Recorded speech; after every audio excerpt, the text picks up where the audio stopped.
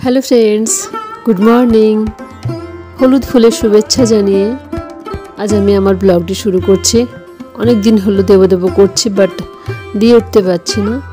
তা 2-3 দিনের ব্লগ একসাথে করে তোমাদের আমি শেয়ার করছি।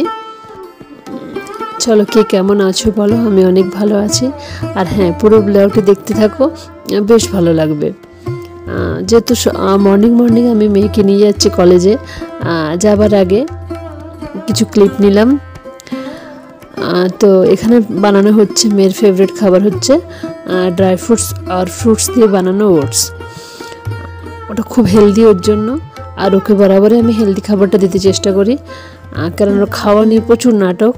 তো মর্নিংয়ে যদি হেভি ব্রেকফাস্ট খেয়ে নেয় তো সারাদিনের মধ্যে কিছুটা না খেলেও মনে হয় যে সকালে তো খেয়েছে, সেই খুশিতে ওর মাও বেশ থাকে, আর আমি জানতে পারি যে আমার মেয়ের পেট ভর্তি আছে। ব্যাস, দুপুরের খাবার তো দুপুরে ঠিকঠাক খাবে।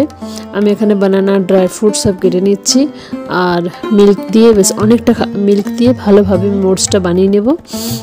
তোমরা চাইলে না এইভাবে ওটস বানাতে পারো, বেশ ভালো লাগবে। জল দেবে না, কিন্তু ভালো কোম্পানির ওটস নেবে, একটু ঘি দিয়ে বেশ ভালোভাবে দুধের সাথে বয়েল করবে। কিছুক্ষণ বয়েল হওয়ার পরে বানানা, বাদাম, কাজু, কিশমিশ, সব ড্রাই ফ্রুটস ওখানে দিয়ে দেবে। তারপর চিনি যেহেতু মেয়ে খায় না, তার জন্য একটু গুড় দিয়েছি আমি। তোমরা চাইলে চিনির বদলে গুড় দিতে পারো, এই গুড়ের বদলে চিনি দিতে পারো, তোমাদের চয়েস, যেটা তোমাদের ভালো লাগবে।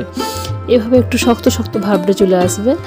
তারপর নামিয়ে আমি মিল্ক পাউডার দেবো, আর আবার কিছুটা গরম দুধ মিক্স করে উপর দিয়ে খেজুর কেটে কেটে দিয়ে দেবো।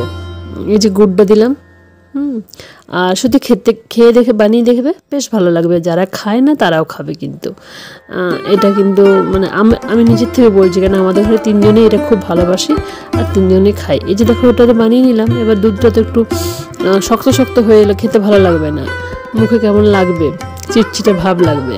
আর গরম দুধ ঢেলে দিলে বেশ ভালো লাগবে। এবার দুধটা গরম করে নিলাম। দুধটা গরম করে নিয়ে আমি ওটসের মধ্যে দিয়ে দেবো। এটা কিন্তু তোমরা ভাবতে পারো যে তোমাদেরকে দেখানোর জন্যই কিন্তু আমি এটা ক্লিপটা নিয়েছি। অনেকে ওটস সম্বন্ধে একটু ওটস খায় না, ভালো লাগে না, এরকম নাটকটা থাকে। তো তোমরা দেখো এইভাবে বানিয়ে তোমরা কিন্তু খেয়ে বলবে, হ্যাঁ সত্যি তো সুপার টেস্টি হয়েছিল। আর হবে না কেন, এই যে ভালো ভালো জিনিস যাচ্ছে, ঘি যাচ্ছে, দুধ যাচ্ছে, মিল্ক পাউডার যাচ্ছে, সমস্ত ড্রাই ফ্রুটস যাচ্ছে, ফ্রুটস যাচ্ছে, অটোমেটিক তো এটা ভালো হবে, তাই না? তো আমি একটু গুছিয়ে সাজিয়ে খাবার বানাতে ভীষণ ভালোবাসি, তাই আমি যত প্রবলেমই হোক না কেন আমি বানাই। এবার এক্সট্রা যে গুড়টা আছে সেটা আমি ডাব্বাতে ঢেলে রেখে দেবো। আমি গুড় ডাস্ট নিয়ে এসেছি, কেননা ওই সকালে চটজলদিতে আমাকে গুড় কেটে চিটচিটে ভাবটা থাকে না, কিছুই থাকে না। এটাতে 1 চামচ ডাস্ট হিসাবে ইউজ করতে বেশ ভালো হয়, চিনির মতোই।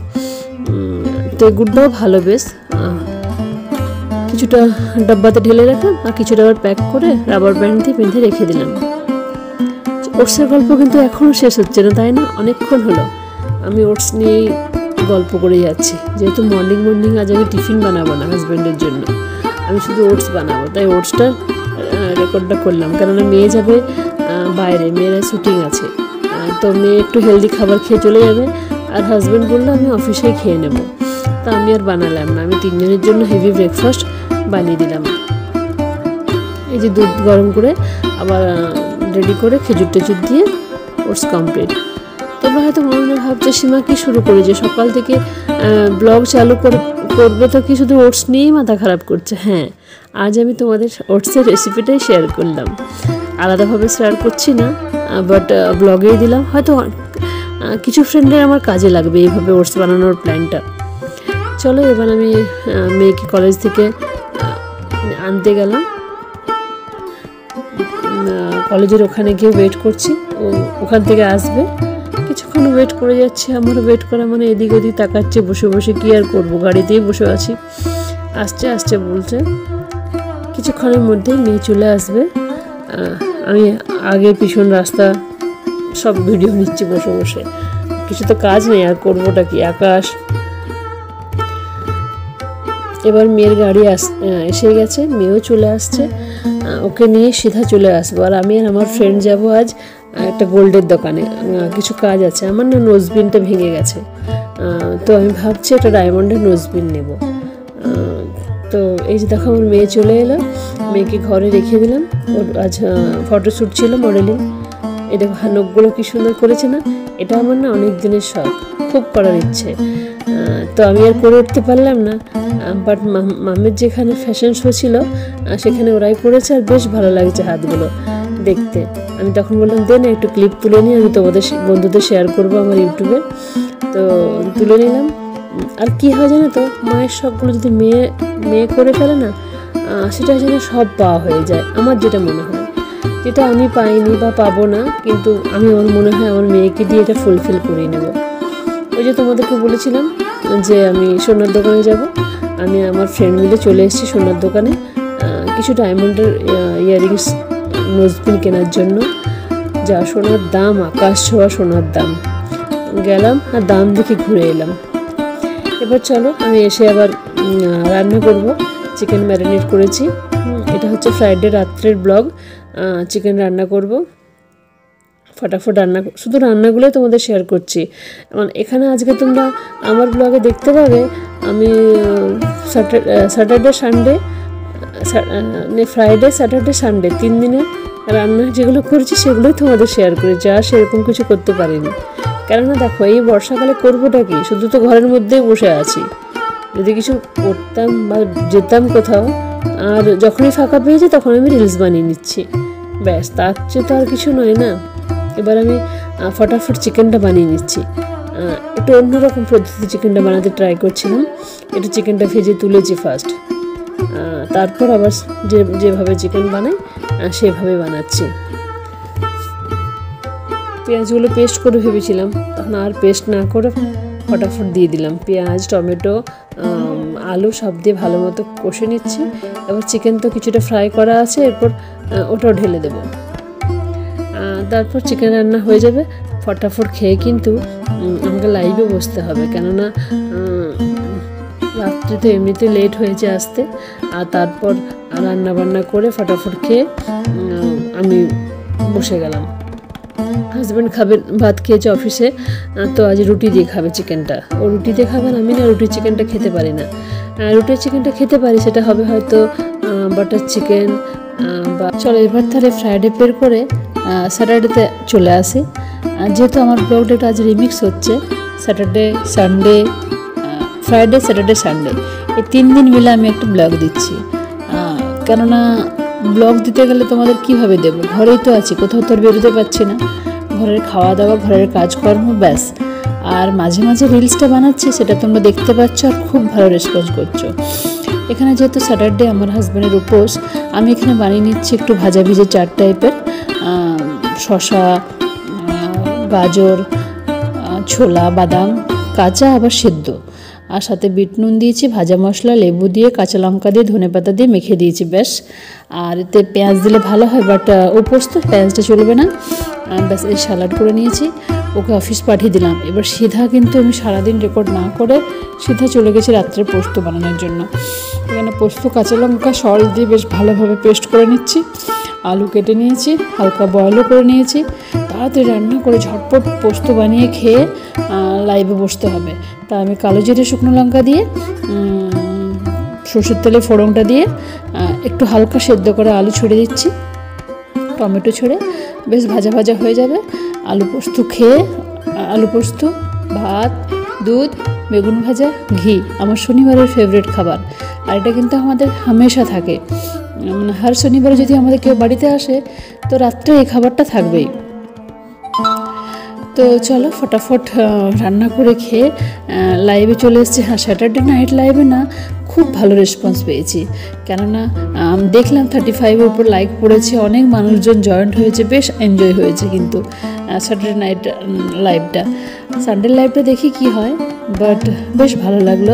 তোমরা আমাকে খুব ভালোভাবে সাপোর্ট করছো, আর তোমাদের সাপোর্টে সত্যি আমি এগিয়ে যাব। এই দেখো পোস্ত প্রায় হবার মুখে, একটু আলুটা বয়েল হয়ে গেলে আমি পোস্ত বাটাটা দিয়ে দেবো, আর দিয়ে সুন্দরভাবে খেয়ে লাইভে সেজেগুজে বসে যাব। এবার আর সেরকম কিছু ব্লগে থাকছে না আমার, সে দিতে হয় ব্লগটা দিতে হচ্ছে, নতুনত্ব কিছু তুলে ধরতে পারছি না। হ্যাঁ, পোস্ত কিন্তু বলতেই ভুলে গেছিলাম, নামাবার আগে কাঁচা তেল দিয়ে নামাবে, বেশ টেস্টি লাগবে কিন্তু। আর বাঙালির এমন কেউ নেই মনে হয় পোস্ত তার ভালোবাসে না। আর বাঙালিরা মানে পোস্ত হয়তো 3 বেলাও খেতে পারে, এমনও হয়, তাই তো। চলো এবার চলে আসে আমি তোমাদের সানডেতে স্পেশাল কিচ্ছু নেই। আমি বানাচ্ছি রূপচাঁদ মাছের পাতুরি। কি টেস্টি হয়েছিল মানে তোমাদেরকে বলে বোঝানো যাবে না। আমি এটা পারলে অন্যদিনে ব্লগে ছেড়ে দিতাম, বাট যখন আজ রিমিক্স ব্লগ যাচ্ছে তখন তোমাদেরকে আমি এই রূপচাঁদ মাছের পাতুরিটা তোমাদের শেয়ার করছি। তোমরা সত্যি যারা মাছ ভালোবাসো খেতে তারা এইভাবে বানিয়ে দেখবে, হেভি লাগবে। এখানে রেখেছি সর্ষে, কাঁচা লঙ্কা, সল্ট দিয়ে বেটে রেখেছি, নুন রেখেছি, হলুদ রেখেছি, আর এই পোস্ত বাটা রেখেছি, কালো সর্ষে সাদা সর্ষে রেখেছি, আর বেশ খানিকটা সর্ষের তেল কাঁচা লঙ্কা দিয়ে ভালোভাবে ম্যারিনেট করে নিচ্ছি। দেখো মাছগুলো কিন্তু আগে লেবু, নুন, হলুদ আর একটু আদা দিয়ে ম্যারিনেট করে অনেক আগে রেখেছি। এবার কাঁচা তেল দিয়ে বেশ ভালোভাবে মশলাটা মেখে নেব, মানে ভালোভাবে মিক্স হয়ে যাবে। এতে দই দিলেও চলতো, বাট আমি তো দই ছিল না বলে আমি লেবু অ্যাড করেছি। বেশ সুন্দরভাবে মেখে নিচ্ছি দেখো। আর মাছটা বেশ অনেকক্ষণ ধরে ম্যারিনেট করে রেখেছি, মানে ওর ভিতরে ঠিকঠাক সল্ট ঢুকে গেছে।